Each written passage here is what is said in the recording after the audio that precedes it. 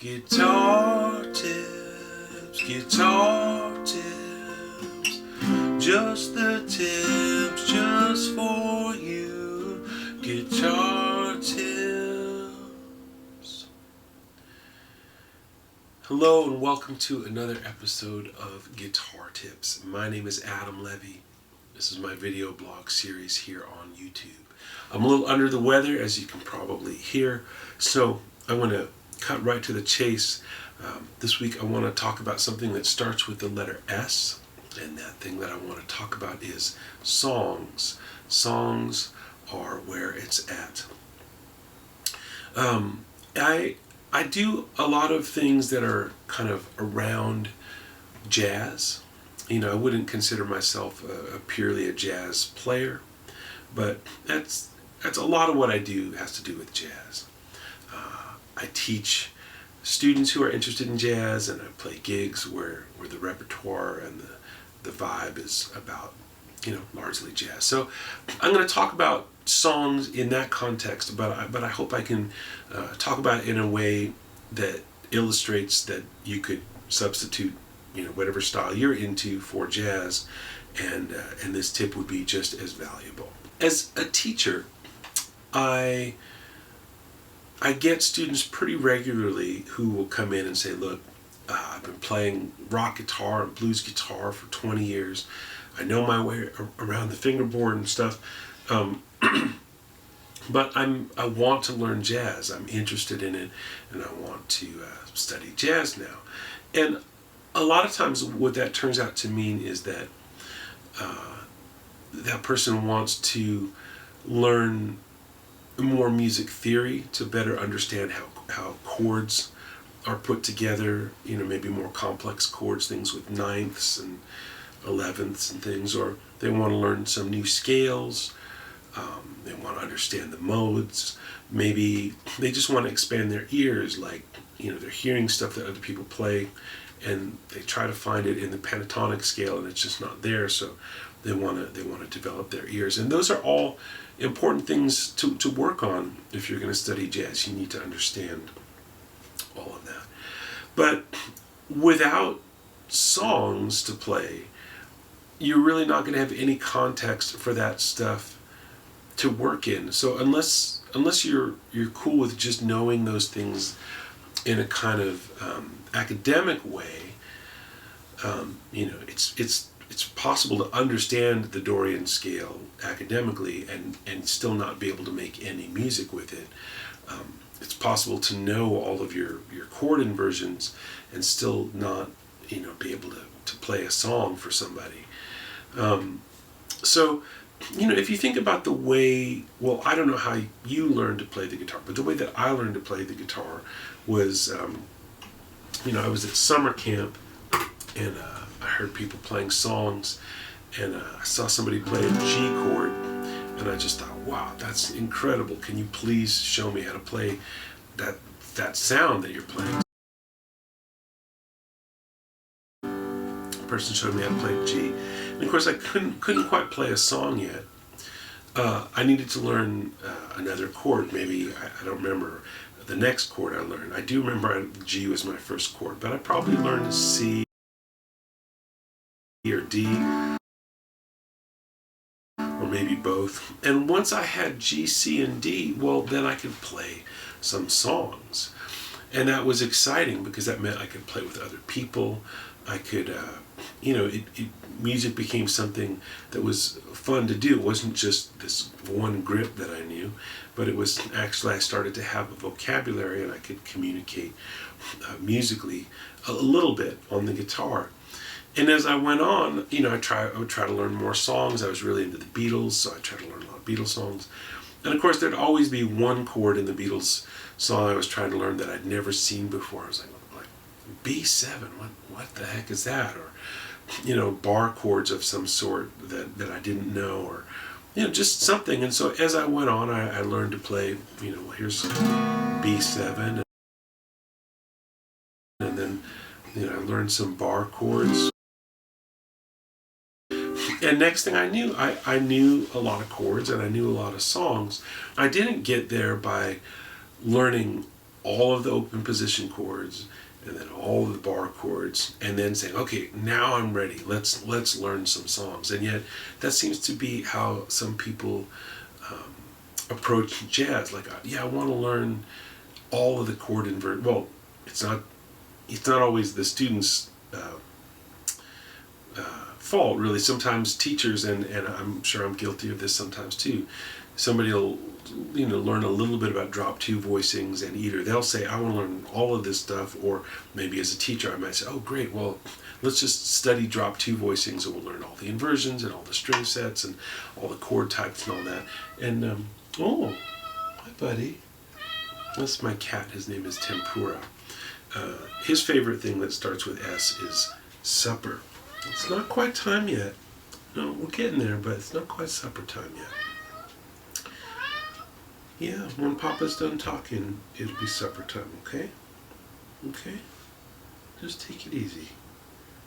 Well, which songs, if you're talking about jazz, one thing you could do is just Google top jazz songs or popular jazz songs, and there's plenty of lists that people have made that you can find on the internet, and that would be a good place to start.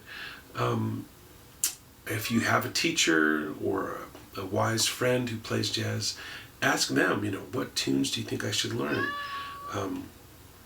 It's good to learn some blues kinds of tunes that are fairly easy to play, that don't require a lot of chords. There's some songs, tunes, whatever, in the jazz canon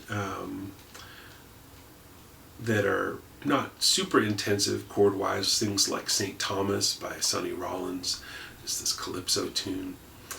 That would be a tune that you could play if you didn't know a ton of chords. So try to get into those tunes first, and then the more tunes you know, the more you can play with other people, and all of the questions that you might have about music theory, about scales, about chord voicings, about what's a 2/5 and how does it work. You'll run up against all that stuff as you learn more tunes, just as you may have run up against that stuff when you were learning to play rock or blues. Like, oh, a hammer-on, what's a hammer-on? Oh, well, I'll learn it because I need to know what a hammer-on is to play this riff that I love, that I heard on a record, and I want to learn to play that. Learn the songs and cross the bridges as you come to them. They'll have a lot more meaning if you're crossing those bridges with regards to a song that you really want to play. So that's coming at it from a teacherly perspective. Also, just as a player, I have a couple of groups that I play with regularly here in Los Angeles, where I live. But I also sometimes get called to do a gig. Hey, can you play a gig next Tuesday? I mean, maybe a booker or a bar or whatever will call me and ask me to play, and I'll say yes to the gig before I've put a band together. So I'll call the people that I regularly play with, and if they're not available, now I've got to kind of string together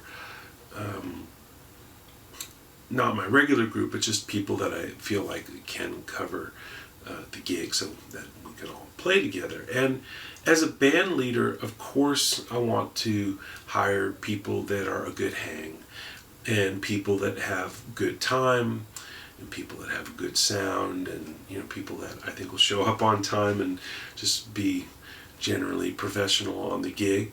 But more than anything, and I'm only speaking for myself here, other band leaders I'm sure have their own priorities, but what's important to me is getting people that I can play with who know songs, who know a lot of songs. Now,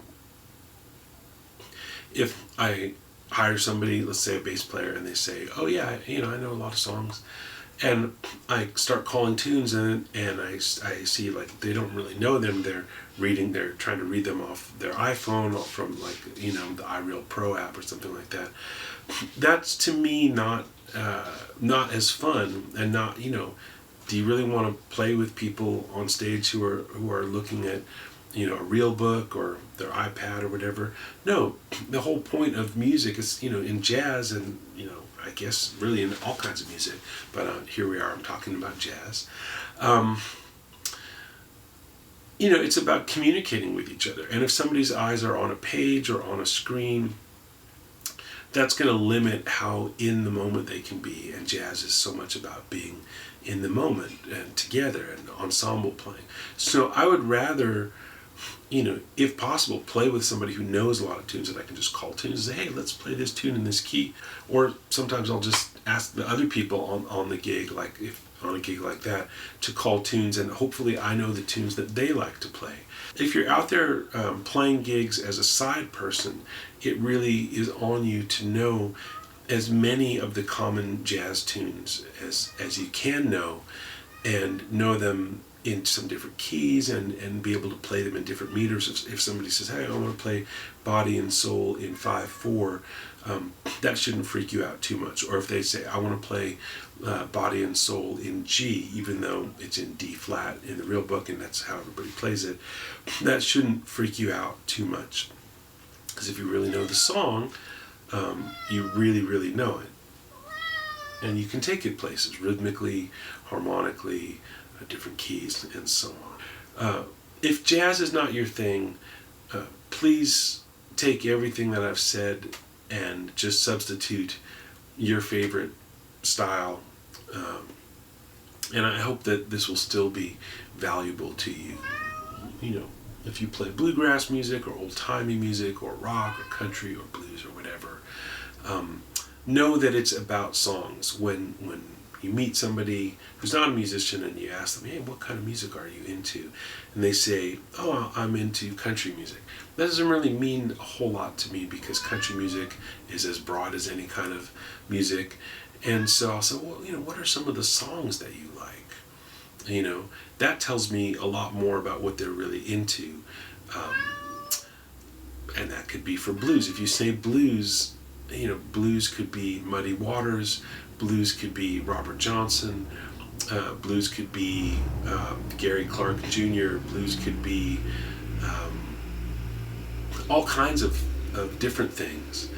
And so I would like to know, what songs are you into? That tells me a lot more about what kinds of things are resonating with the person that I'm talking with. So, yeah, songs are where it's at. Study theory if you love it. Study the fretboard layout, scales, chords, all that stuff. Yeah, of course, that's of great value to anybody who's trying to be serious on the instrument. But just don't turn it upside down. Put the songs first and have everything else you do be in the service of the songs. Whether you're playing or studying. Yeah, you want to be on YouTube? Okay. Come here. Oh yeah. Oh, this is my guy. This is Tempura. All right, you're on YouTube now, buddy. What do you want to say now? Oh, he doesn't want to say too much now. All right. Well, it's supper time here.